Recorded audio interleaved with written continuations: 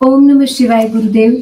गुरुदेव, अभी जल्दी आपने एक वीडियो डाला था, क्या महिलाएं हवन कर सकती हैं या नहीं? गुरुदेव, आपके सानिध्य में हमें बताते हुए बहुत खुशी हो रही है कि हम महिलाएं भी हवन कर रही हैं और अब हम औरों को भी यह सिखा रहे हैं। हमारे जीवन तो बदल ही रहे हैं और साथ में ही हम दूसरों का भी जीवन बदल रहे हैं। गुरुदेव, हमारे यहाँ जो पंडित जी आते थे वो ये कहते थे महिलाएं हवन नहीं करती हैं, उन्हें केवल हाथ जोड़कर हवन में बैठना चाहिए। आप करन्यास और अंगन्यास नहीं कर सकती, यह सब स्त्रियों को करना वर्जित होता है। परंतु गुरुदेव, आपके बताए हुए मार्गदर्शन से और आपके आशीर्वाद से हमने यह सब सीखा है और अब हम इसे अपने जीवन में ढाल रहे हैं और हमारी प्रेरणा से दूसरी स्त्रियां भी इसे कर रही हैं।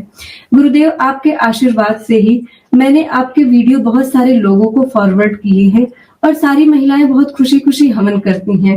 अब हम एक साथ एक जगह इकट्ठे होकर साप्ताहिक हवन भी करना शुरू कर दिए हैं। यह सब आपके आशीर्वाद से संभव हुआ है, इसके लिए आपको बहुत बहुत धन्यवाद करती हूँ गुरुदेव। ये बड़े लंबे समय तक हम जब किसी विधान को नकारते हैं या उसकी प्रतिष्ठा से विमुख होते हैं तो ऐसा लगता है कि वो जो विपरीत विज्ञान है, विपरीत व्यवस्था है, शायद वही समुचित व्यवस्था है, लेकिन ऐसा होता नहीं है।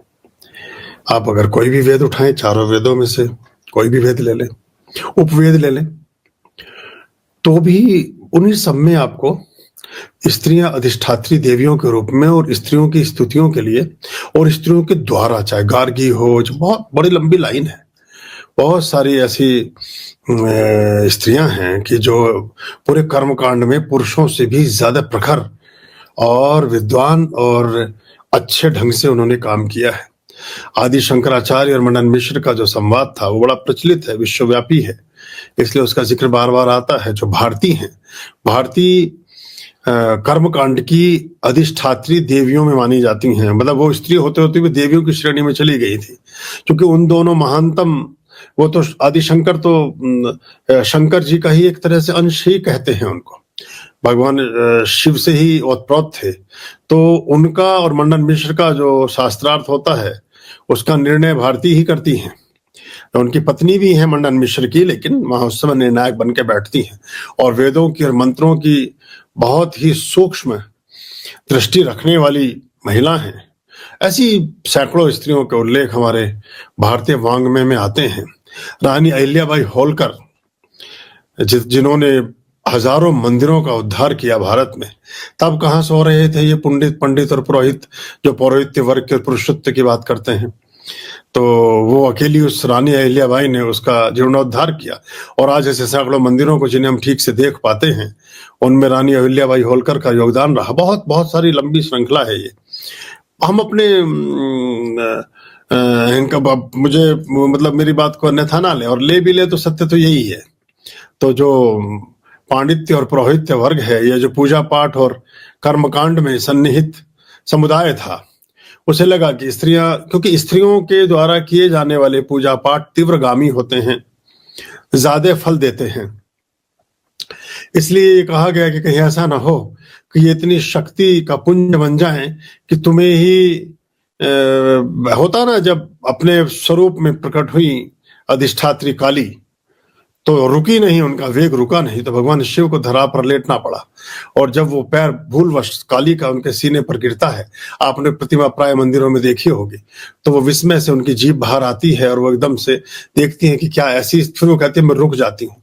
जब इस त्रिलोक का विजेता ही मुझे रोकने के लिए उद्यत है, तो अब मैं आगे जाकर के किसी पुरुषार्थ और पराक्रम का करके करूंगी भी क्या। तो ये एक बात है। तो मतलब उनके उसके लिए स्वयं ईश्वर को उपस्थित होना पड़ता है। तो हम इन बातों को थोड़ा जानते और समझते नहीं हैं। तो ये इस तरह से चीजें चलती हैं। तो आप करें, ज्यादा लाभ मिलेगा, ज्यादा अच्छे से आप कर पाती हैं। स्त्रियां हार्दिकता में सर्वोपरि होती हैं, वो होती हैं या फिर नहीं होती हैं ज्यादातर। अब थोड़ा बहुत सामाजिकता का प्रभाव उनके ऊपर भी आ रहा हो तो मैं नहीं कह सकता, लेकिन या तो वो कहीं जुड़ती हैं तो जुड़ती हैं, नहीं जुड़ती तो नहीं जुड़ती, टूटती हैं तो टूट जाती हैं, जुड़ जाती हैं तो जुड़ जाती हैं। कोई पुरुष जा रहा हो, आप उसे आवाज मार लें, वो रुक सकता है, लेकिन एक स्त्री ने अगर सोच लिया कि उसे जाना है तो बहुत पहले जा चुकी है। अब तो उसका संवाद आ रहा है, बस उसे नहीं रोक सकते आप। तो ये ऐसे ही वो सिर्फ एक औपचारिकता भर कर रही है कि मैं जा रही हूँ, जा तो बहुत पहले चुकी, और उसे फिर वापस नहीं ला सकते आप। पुरुष को ला सकते हैं, पुरुष का मन हमेशा गणित के हिसाब से चलता है, तो हार्दिकता भक्ति के मार्ग में ज्यादा प्रबल होती है। इसीलिए मीरा गाते गाते समा गई भगवान श्री की प्रतिमा में ही समा गई। वहां 4 फूल पड़े मिले बस भगवान श्री कृष्ण के चरणों में। राधा का पता नहीं चला आज तक, मीरा का पता नहीं चला आज तक। तो ये ऐसी देवियों के स्वरूप रहे हैं।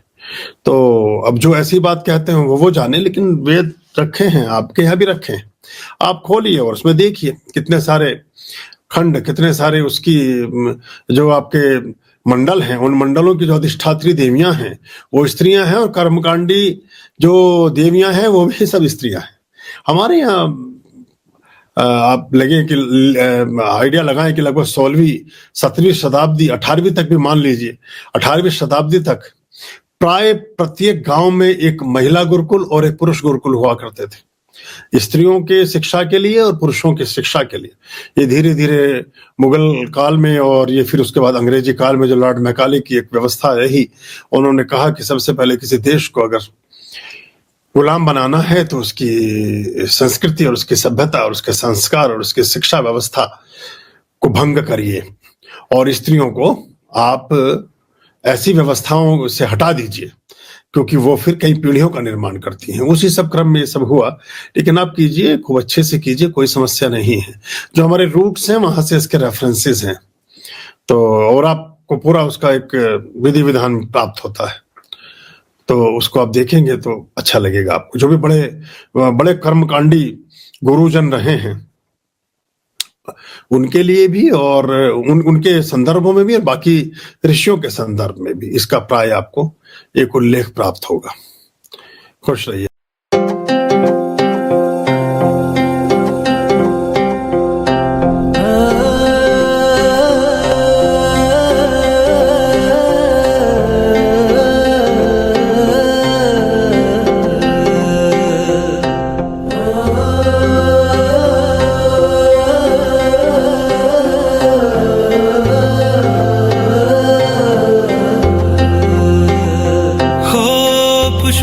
महके हैं वो हर दिल में रहते हैं, जो सबका वो सोचा करे, सबका वो सोचा करे।